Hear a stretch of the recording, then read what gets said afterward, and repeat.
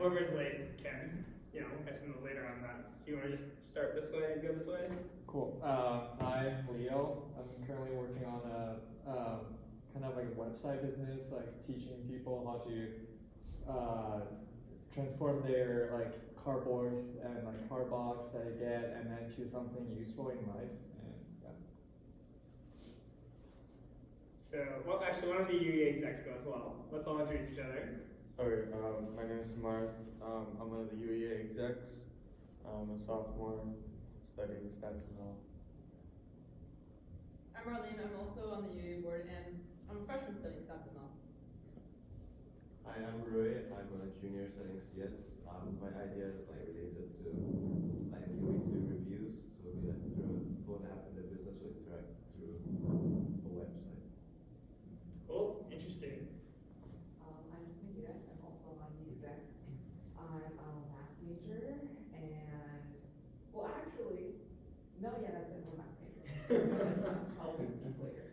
Cool. Hi, I'm Ab. I study design. I'm actually an exchange student here. So I'm working on an idea that involves drones and ecology. So how do you find areas where you use drones to monitor and get data on ecology? Just like remote sensing stuff?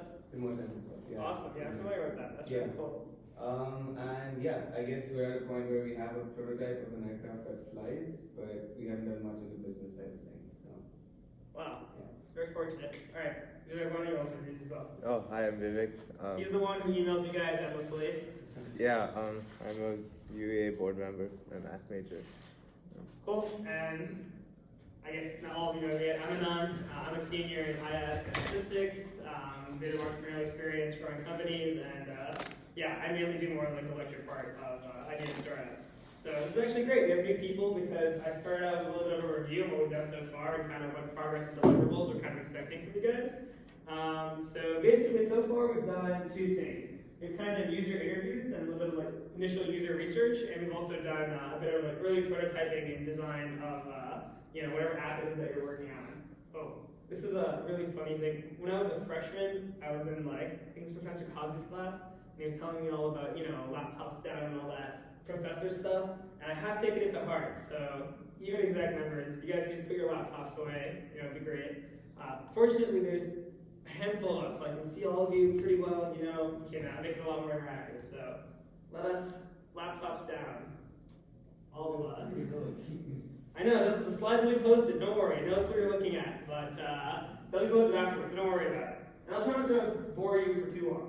But anyway, so what we've done so far, and what we're kind of hoping teams have accomplished at this point, is done a little bit of user research, and then also built initial mockups in Vision. So has anyone used InVision before?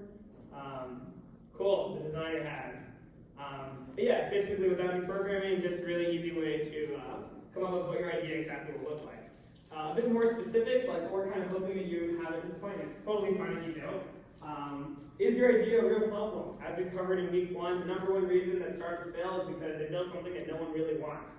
They get really focused on building and not on making sure that there is real demand for it. And even we've had, like in past cohorts, people who completely shifted their idea like the week before because they didn't do a good enough job in this part. So this is the part that I always hated doing, and I kind of always skimmed out on this. Sometimes I made up user interviews and passed them in so that it would look like I did them. But I learned the hard way after like 8 months of redoing like the project that I was working on for my startup that this is actually really, really important. Also, more specifically, the things that we try to evaluate through like user interviews is obviously like how important is this problem to the customer? Do they bring up the problem themselves and you just ask them about their day? Is there enough of a market there, right? Which basically factors into, is the market big, and also is there space in there for you? Are there just a lot of companies that do what you're doing, or is there actually like one company that has already gained very significant market share and you're pretty much screwed? And I think the other stuff is pretty self-explanatory: cost and effort. How is this possible? Curing cancer is awesome. If you do it, there's not as big of a market for it, but if you can't do it, then it makes it pretty difficult. Competition also, I think, is pretty obvious. I think we'll skip this part. Cool. We also kind of went a little bit further than wireframes. After you build your design, the next step is basically figuring out how usable it is. And so we talked about there's basically two things you want to test with wireframes. One is the design that you made, highly intuitive. And for that, you do a usability test, which is basically just a list of tasks that are like critical to people using your app. Like I have like a job finding app, so it was basically like, can they find a job? Do they know how to apply? Do they reach out to friends and like use their network? And then basically just giving them the app and telling them to do each of those tasks honestly and seeing if they do it. And that's a usability test, and that's awesome because if they can do it, that means they know how to use your app. It doesn't mean your app is amazing because you gave them the tasks, right? So there's also something called the Think Aloud. Sure, I'm boring you with all this stuff, but Think Aloud is basically instead of having a list of tasks, you just give them your app and they literally just say out loud what it is that they think. So with this, you kind of see like, what functionality are they drawn to? Like, what features of the app do they like the most? Instead of you defining it beforehand and having them go through it. So they're both really important because, if you just give them a list of tasks and they can do it, it doesn't mean your app is good. But if they can't figure out how to do the key things, then it doesn't really matter if it delivers on that value or not. So those are two kinds of tests we talked about with wireframes. Awesome. So that's all review. We already did that. If you're confused and I didn't do a good job explaining it, the slides are all there. It's pretty obvious. And and again, if you don't have it, don't worry about it. It's not a big deal. It's really quick to get through some of those initial stages. And it's more important to do it right than do it fast. But today we're actually going to be talking about business, which is one of my favorite topics of the entire program. So lucky for those of you who came along. So really quick question. This is business basics. What do these companies have in common in terms of why they were successful in their strategy? Does anyone have any guesses? There's a lot of really easy, obvious answers, and the one that I'm going to tell you, which is obvious but not as obvious as the ones that are easy and obvious. All of you, not at once. Yes. They have loyal customers. Loyal customers? That's true. Big cult following for Walmart too, I guess, the Walmart shopping moms. Anything else? Why don't we go around and say one thing? Because there's only like 5 of us. Let's start there. Maybe we'll leave the execs out. I'm sure they know all this stuff. Right, execs? You're all familiar? You can answer this question. Easy peasy. To make it easy to buy stuff. Okay, so you mean distribution? There's many obvious, well-established chains of distribution. Cool. That's very accurate as well. You can find a Walmart anywhere and an Apple Store anywhere. That's true. And remind me of your name again? Rui. Awesome. And your name again? What do you think, Ab? So the only thing that comes to my mind is the fact that each of them are basically like dominating their space, and they are the go-to name you think of the space. So it's Walmart. So they have gained substantial market share. Yeah. Business is all about saying things in ways that sound fancy, so I'm trying to translate it to business terms. Also, Ben, do you want to add something? Yeah, so is it like, I feel like they're kind of like going around the thing. So it's like they gain loyalty and customers and like all that because they provided customers with things that they couldn't live without, basically. Sure. Also, do you want to record this too for people who aren't here as well, right? Yeah. Right, cool. Awesome. So those are all true, and none of those are wrong answers. But since this is the business lecture, that's not really what I'm getting at. Both of these guys have done a really, really great job of vertical integration. Again, super basic business term. Does anyone know what vertical integration is? In fact, you know what it is, right? It's cool, no big deal. So basically what it means is obviously to build these products, right, or to store and distribute these products, you basically have a series in the supply chain, right? Like somebody has to build them, then somebody's build the raw materials, then they have to turn it into an actual product, then they have to store it, then they have to put what's stored and bring them to the actual stores, right? Walmart was actually one of the first major big brands that took control of this entire process. They had their own warehouses. They even started building their own products, right? Just as Whole Foods started doing as well. They had their own transportation. And basically what this does is it cuts out the middleman, right? So at every level, you obviously have people who take a cut of profit, right? And that squeezes the margins. So this is, again, really basic business stuff, and it's also pretty obvious, right? If you need 5 people to make something happen, and if you employ all of those 5 people so they don't take their own cuts, you have more control, things are faster, and you get a bigger profit, right? And the funny thing is that even Apple does this. Like, we think of Apple as this great big tech company, And the reason that they're so amazing is because of their technology and their design. But as I was reminded this summer, the CEO of Apple is now Tim Cook. And Tim Cook is not the design guy, right? He's not Johnny Ives. He's not the head of technology. He actually was in charge of supply chain. The reason that Apple is so innovative is because they can take failures. Because for them, building a Mac does not cost nearly as much as it does for their competitors. And so if they throw some stupid thing out there and it completely fails, they're not screwed. Because they've vertically integrated and they can take that hit. They can fail, and that's why they can innovate. And so I feel like everyone always talks about the technology and the design, yada, yada, yada. But again, the guy who runs Apple is the supply chain guy. It's the business guy, right? It's not Johnny Ives, and it's not the head of product. And they're like this. Once you see this everywhere, right? Does anybody know the story of Duolingo and how Duolingo first started making money and what their business model was? Awesome. Well, I'm going to tell you. So basically, what happened is, so Duolingo is obviously a language learning app, right? But where's the fancy technology in that, right? You give somebody like a phrase, they translate it, and they learn over time. I mean, there's a lot of studies, there's a lot of research, but doing that is not what made Duolingo famous. It's not what made Louis von Ahn, who founded Duolingo, was a professor at CMU, the revered, renowned professor that he is. The thing that Duolingo did is they realized that there are a lot of companies out there that need translation services, right? Like CNN wants to translate a document, and translators can actually be pretty expensive, and there's not as much of a supply for them as there is demand. So what Duolingo did is that when this doesn't happen anymore, but like when you open the Duolingo app and you translate something, it basically has, it sees what all other users say for that translation, and if there's a 95% accuracy and that 95% of users all translate hola as yes, then it basically adds that translation to the CNN document, and now the entire CNN document is translated. So CNN's coming to Duolingo, here, translate our articles, we'll give you money. Users are coming to Duolingo for free and basically translating for CNN, right? So they're getting a lot of educational value. They're not paying anything. Duolingo is not a nonprofit, but they're a completely financially sustainable company. And all of these, like CNN and all these other journalists, are getting their articles translated for a great cost. And so the real innovation behind Duolingo was, again, not its technology, not its design, it was the business aspect of it. It was the business model and the underlying financial sustainability that they established. And this is my favorite example of all time, Netflix. Has anyone ever seen a Netflix original, like House of Cards, or like, I don't know, it's the only episode Stranger I've Things. seen. But the thing that's really fascinating is that Netflix originals, as soon as they came out, they were an instant smashing success. Right? Some of the first Netflix originals beat out television producers who had literally been doing this for like decades, right? How was Netflix, a tech company, able to build original shows that were far better than what tech executives couldn't build after like 100 years of being in cable, right? It always boggled my mind. And I went to a talk and I basically realized it's all about their business model. So how did TV, I know you guys I'm old, I'm a senior, maybe none of you guys remember this, but in the days of cable, how did a TV show make money? Advertisements. Advertisements, right? Those commercials during the breaks. So what do you have to optimize for if you're a TV show and you're going on cable?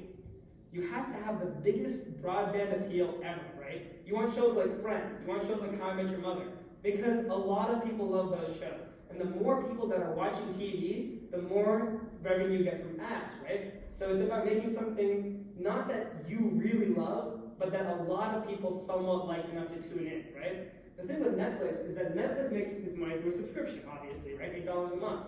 So basically what that means is that when you go to Netflix, if you hate 99.9% of the shows, it doesn't matter, right? If there's one show on Netflix that you really, really love, then the rest don't matter.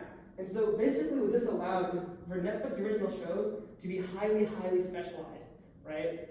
Netflix showed TV producers an episode of House of Cards, the first episode. Has anyone seen House of Cards? Yes.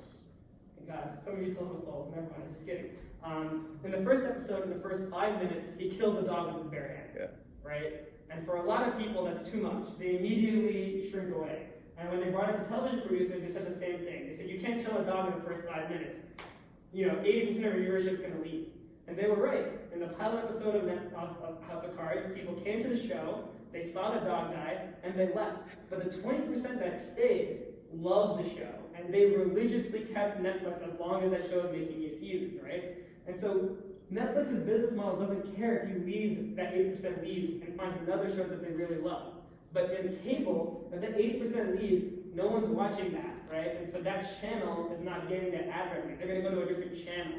And so the reason Netflix original shows were such a success, obviously they had a lot of great talent, but it's because their business model allowed them to target, niche, and personalize their TV shows instead of making it some generic thing that just got as many people to sort of like it. Does that make sense? So what I'm trying to say is, like, I really feel, especially Carnegie Mellon, there isn't as much of respect for business, you know? Tepper students, you know, mainly are associated with finance, right? But like underlying business models and creating a sustainable and innovative way to get money is the reason why almost any big tech company like is able to be the way it is. It's not just fancy technology and a great design. So if I haven't hammered that into you enough yet, you can meet me after the lecture and I can hammer it into even more examples. But the hard part about this is that there is a fast and hard rule, you know? I don't have some formula that's like, look, there's innovation in business models. Here's how you innovate. It's really up to you. You have to figure out is who are you providing value to, or who can you provide value to? And more importantly, who are you providing value to that can actually pay you, right? Like, just because your end user is some college student doesn't mean that that college student is going to fork out more than $3, right? But having that college student on your platform can be a huge asset that can help you get revenue from other places. So some really basic business models, maybe I haven't worth my time to go through most of them. Subscription, Netflix. Sponsored results. This is actually a really interesting one. We use this in my company. So like I said, my company was like a jobs board type thing, right? And what we would do is, you know, well, actually we didn't end up doing this, but what we could have done is when you show a job result, right, you have people pay you to get higher up in the results, right? And so it's still a fair economy, you know, like college students are still the ones that are coming in, you know, for free and able to look at jobs, but they're getting, you know, companies who maybe pay a little bit more for their jobs to be higher up, get, you know, a little higher status. And also, there's affiliate marketing, which is, I think, the most popular with tech companies these days. That's not actually an official term, it's more kind of, this isn't an accurate business term for this specifically, but does anyone know what affiliate marketing is? Cool. Business majors, I guess, did not apply as strongly in this program as the other ones, but affiliate marketing is basically, let's say, you know, I'm building this software as a service product, right, and I basically want to sell software. The issue a lot of times is just marketing, right? How do I get people to buy? I don't have an army of salespeople, right? So what I do is I say, look, anybody, you know, or I get like a small group of people that don't work for me, they're kind of like freelancers. I'm like, you go and sell this product to as many people as you can, and for as many people as you sell, I'll give you like, you know, 10% of what you sell. And so they're kind of just like, they're basically just salespeople, except they're not actually employees of your company. They're affiliate marketers because, you know, they're not really related to it, but if they get any, if they make any profit for you, then you make money. And so like, I think ads also obvious, I went over that. But pay-per-click is basically, that is the model that we use. So we basically work with a ton of APIs to get jobs into our jobs board. If you clicked on a job board link, then we got like 8 cents, right? So we're basically affiliate marketers, right? Because what we're doing is we're getting APIs like ZipRecruiter, Monster.com, Indeed, and we are basically helping them market their jobs, right? I mean, we help students find jobs that are good for them, obviously, but in some sense, we're basically just, they could, like the way that ZipRecruiter or Indeed saw us is we're just a site that's marketing their jobs, you know, and helping them reach places that nobody else is reaching. So I think this is actually one of the highest potential business model revenue like ways. You basically are helping spread a link or information or an application like of some other company that actually has a lot of money. Like ZipRecruiter is being hired by businesses, and we're being hired by ZipRecruiter, and like that conversion rate kind of stretches down and down, which is also great because it gets to our next topic: Know Thy Funnel. This is the other stuff I just added because I think it's very interesting. It's not necessarily relevant to your companies. This is very, very relevant. This is, I would even argue, the most important thing that you need to take away from this accelerator. I also want to give a shout out. I did not create this slide and like the next 5 slides. The guy who, my predecessor, Sid Malati, who actually helped teach me a lot of these things myself, did this. So I don't take credit for these slides. They're not mine, but they are awesome. So these are the 4 basically stages of the funnel. So the funnel basically is just the user journey throughout your product, what that's going to look like, and like how you basically classify your user. So you basically would classify them as a different stage in your funnel, and I will obviously explain. Actually, I think slides are actually, oh, let's do this. So this is sitting while you're playing this game, so I hope this is one. Actually, I should describe what these are quickly first. So let's say you have a website, right? You have a website and you're trying to get people to sign up and do something, right? Acquisition is basically getting people to go to your website URL, right? On Google, www.google.com, boom. That's a user who has been, well, they are in the acquisition stage, right? Activation is that they created an account, they've searched something, right? So after that point, they become like an activated user because they have taken some initial action that you define on your platform. Retention is I came back to search 5 times for the next 30 weeks. That's retention. Basically, what that means is that like, not only have I been activated, I've continuously been activated, and I'm building a habit of using your product. And monetization is pretty obvious. All the people who usually engage and retain really well, a lot of them, monetize and become paying users. And maybe when my own Google business comes out, I'll use a Google, or I'll click on a sponsored ad, and that's why I'm a retained user that's monetizing.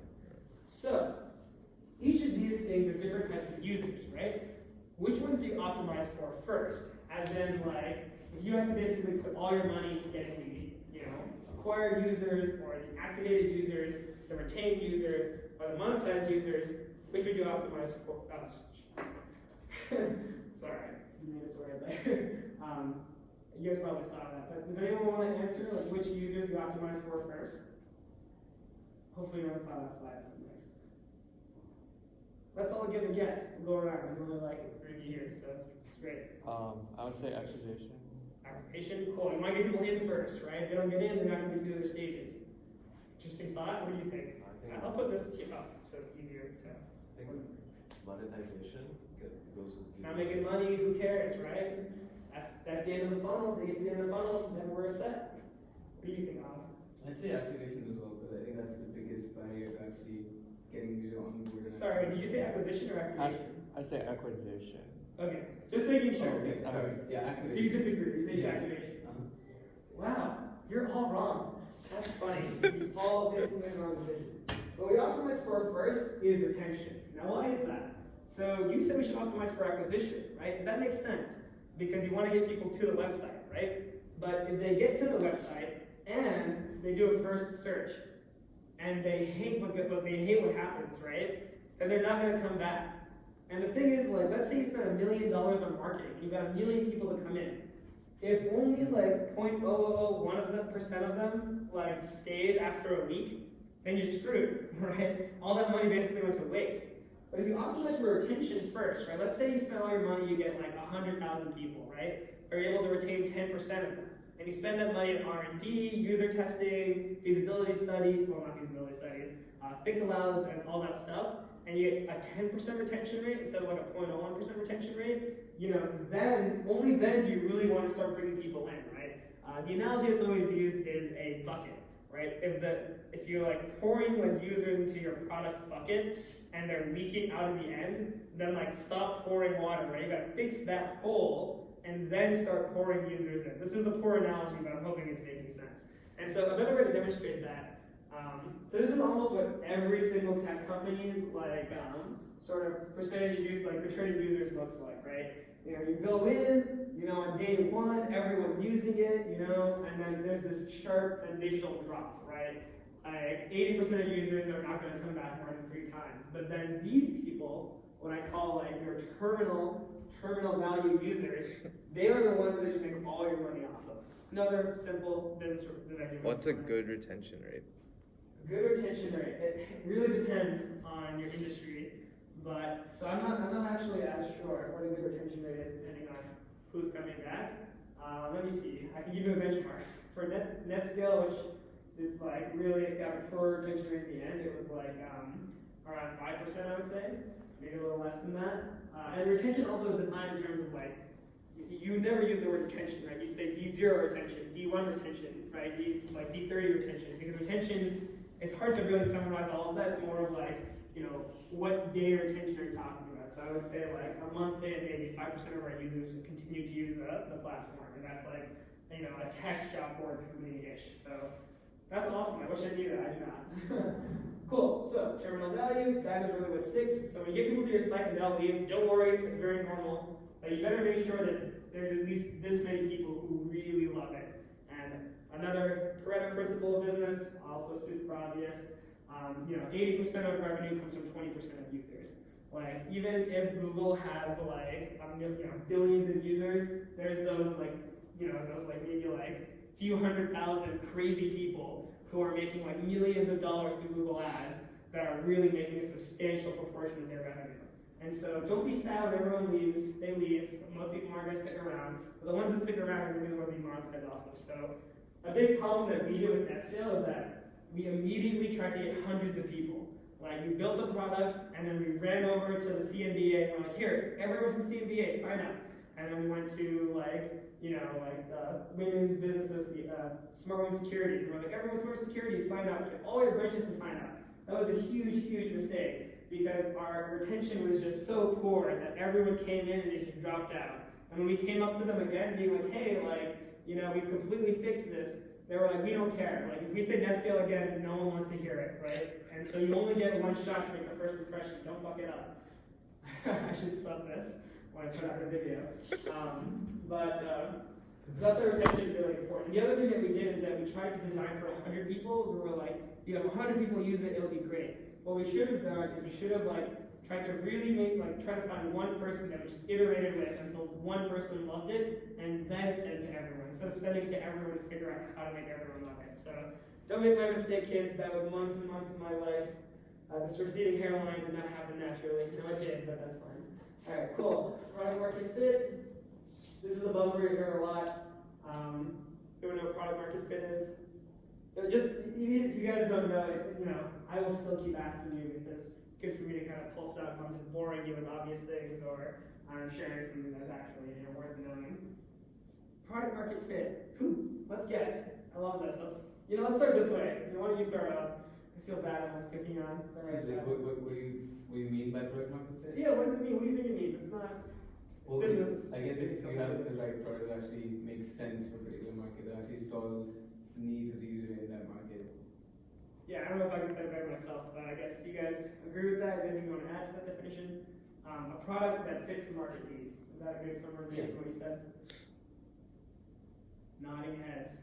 Great. That's basically exactly what it is. Like, product market fit is basically this gap that sometimes people forget exists between you building something and people wanting something, and those being the same things. Because the majority of the time, it's actually not nearly the same thing at all. So I won't bore you with that. I won't bore you with this either.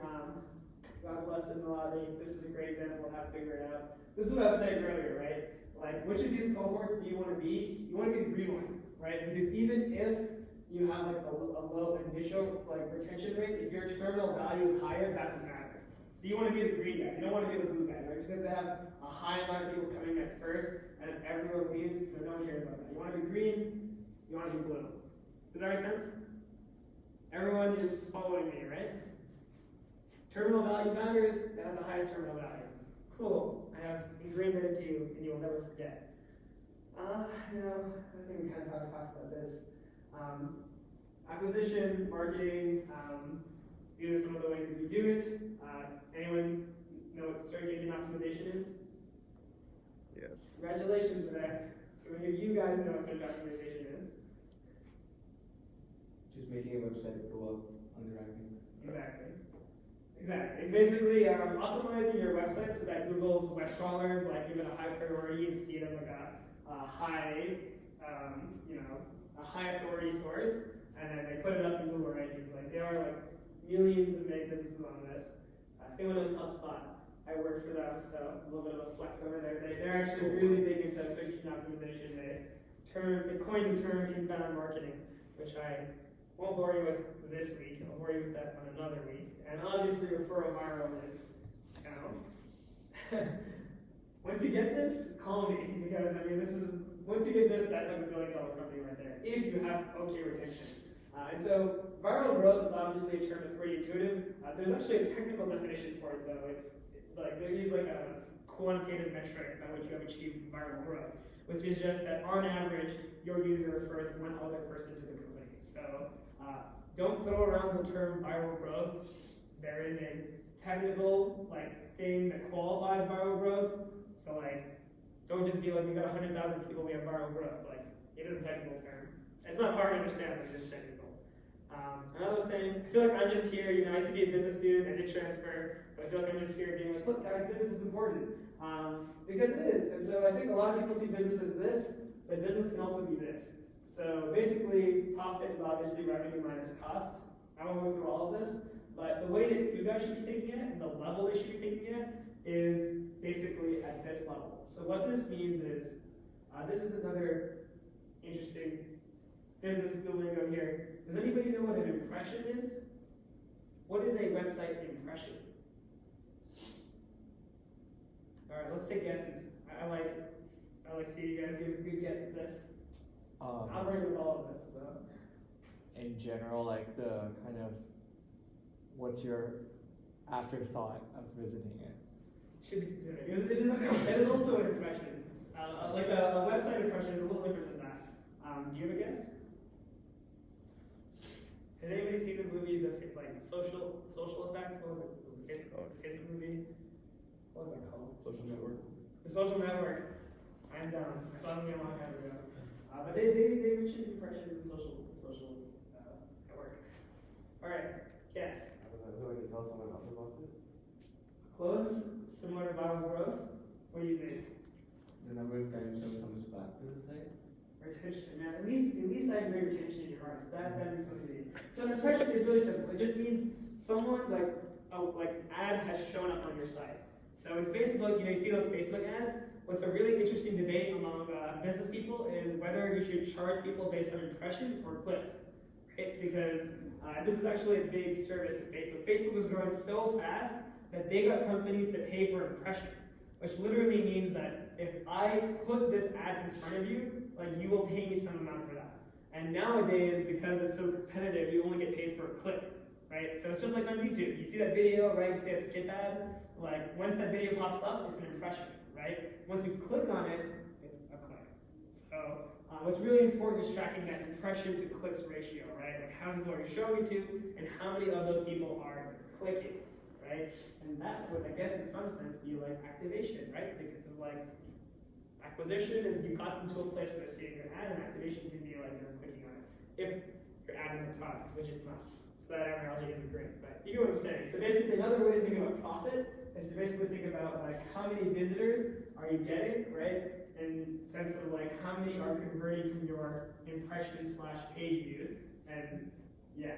So again, I think it's easy to kind of look at business and think of it as an afterthought, but it really shouldn't be. It is very fundamental to how everything is going to work and the kind of mindset that we're going to build in the idea of startup cohorts. So this is a great summary, also by Similarities, which I would give credit for. But you get an awesome amount of users, then you activate them. And then you basically build retention and you use viral growth and referrals to basically get a really, really awesome billion-dollar company happening. And then you make billions of dollars in money, which is amazing because CMU is expensive. Awesome. This is a lot. I added all the other stuff 10 minutes ago. This is where the material actually, I guess, starts in terms of business things you should know. Now this is about what are your next steps? What do you got to build and show? So we're gonna run a pilot. Again, favorite part of the entire cohort. What do people think pilots look like? First, people know what a pilot is. Product pilots, has anyone heard of this? Alright, maybe it won't work for you again. So a pilot is basically just an initial release. You think of it as that, right? Launch parties, you launch a pilot, beta. But the way that I have learned to do pilots is kind of different. Another buzzword out there is MVP. I don't know if throwing buzzwords at you that you're going to not remember is helpful, but I will refer to them, so I guess it's fun. Anybody know MVP? Great, so you guys know it. Minimum viable product, right? You shook your head. What is it? Just describe it quickly. Oh, it's I thought it's the minimum you need to build to be able to test your product. Exactly. So that is what I'm talking about. I'm talking about running a pilot and just building an MVP and showing it to users.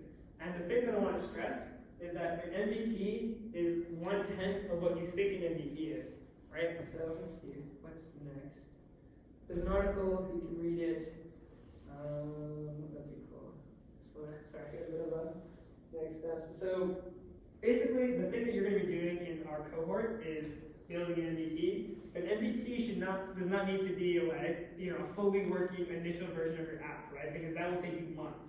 An MVP is something that you build where you basically follow all of it's the opposite of every engineering principle you've ever learned, almost. Like, you hard code everything you can possibly hard code, and you basically build out one small, most pivotal version of your app. And so I think it's hard to kind of talk about it. It's easier to just demonstrate it. So yeah, all right, cool. So basically, again, I just refer to Netscale because it is the easiest example for me because that was what I did a pilot on. And so the way that let me see, how do I do this without getting into a whole pitch of Netscale? Basically, the thing with Netscale that was unique is that not only did it give you jobs, but it helped you find someone that could refer you to the job. So it kind of did this scraping type thing where it would try to intelligently make sure that you had an inside warm contact into your job. That was our main unique proposition, right? And so what we basically did is we got a bunch of people and I think, what exactly was our methodology for this?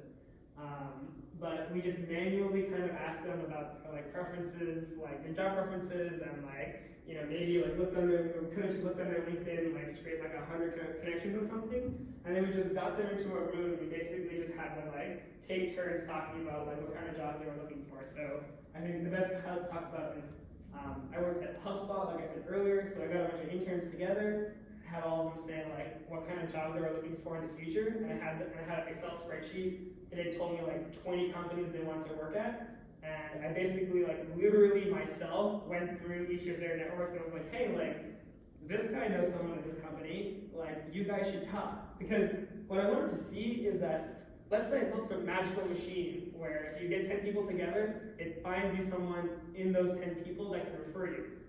Do people take that opportunity, right? Are they too shy to ask? Are they good at asking? Does it work? Do they convert to a job? So again, I feel it's such a strong instinct to start building as soon as possible. I want to build an app that helps me find food at CMU. Sorry, it's so generic, it always comes to mind. And then they just start building. They get out Swift, Objective-C, they start building wireframes and prototypes. That is not the question you want to ask. That is the most surefire way to waste your time. What you want to build is that, let's say I got this app to work 100%. Let's say I built the greatest fucking app that anyone's ever seen. Given that I built it, will it be really successful, right? Let's pretend I already have this app built and I, present it to 100 students at CMU. Are they going to use it? Will they know how to use it? Are they going to share it with their friends? Why or why not are they going to share it with their friends, right? If I could know that before I build the app instead of after I build the app, then that would literally save me the effort of even building it, right? Because building it takes months. User research and stuff should only take a week or 2 weeks. And so a pilot and an MVP, there's a very, very, very big difference, at least when I speak of an MVP versus the first version of your product. Because a lot of people think those are pretty similar. Optimally, you should be able to get, maybe do an MVP pilot. Maybe you shouldn't say MVP, but do a pilot without writing any line of, any code or even just a little bit of code. And so you basically become your product. You manually do it, you get a spreadsheet, you collect the data, you use your eyes and you look at everything, and then you give them an output.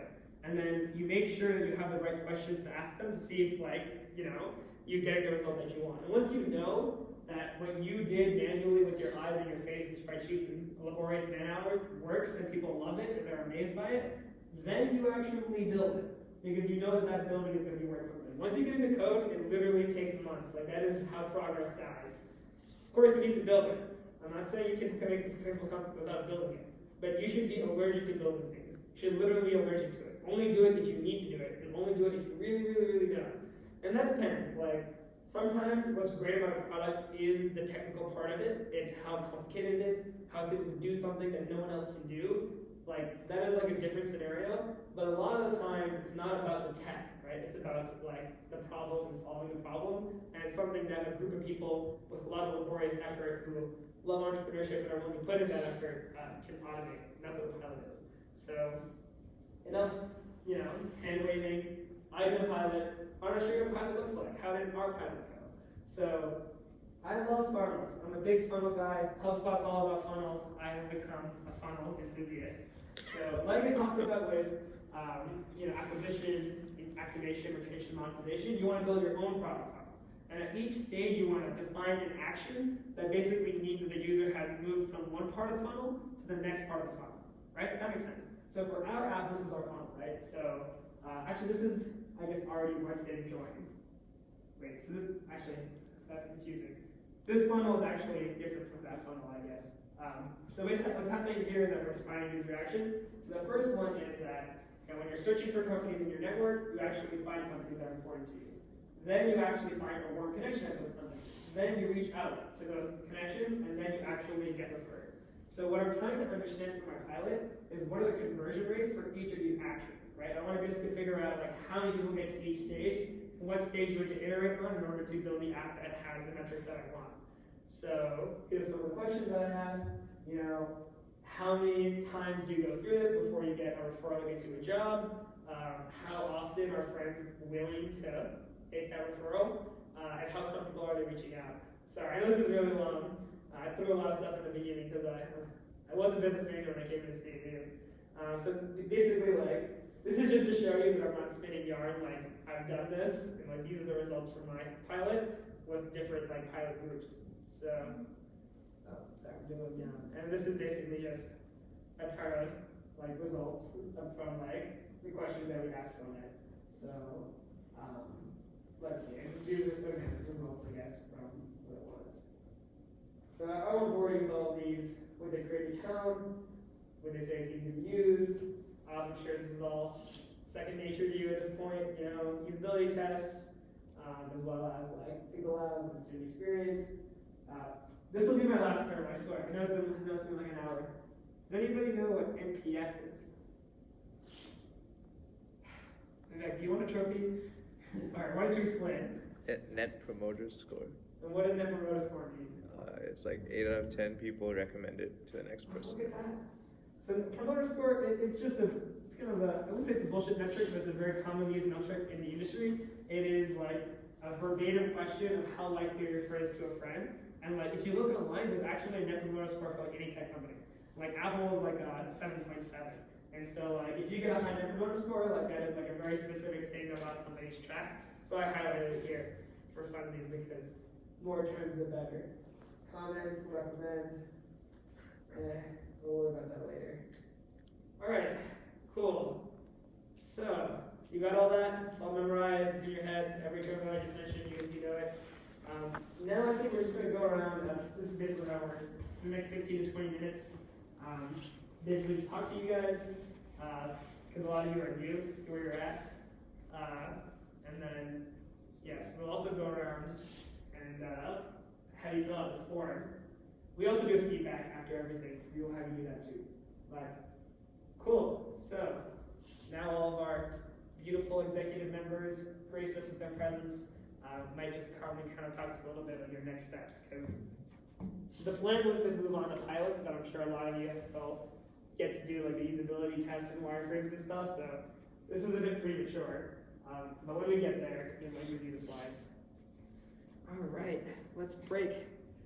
Executives, go tackle your people associatively. That was a lot. Also, Vivek, can you like put the slides in Slack? Cool. And so, you go around that. Yeah. What's up, man?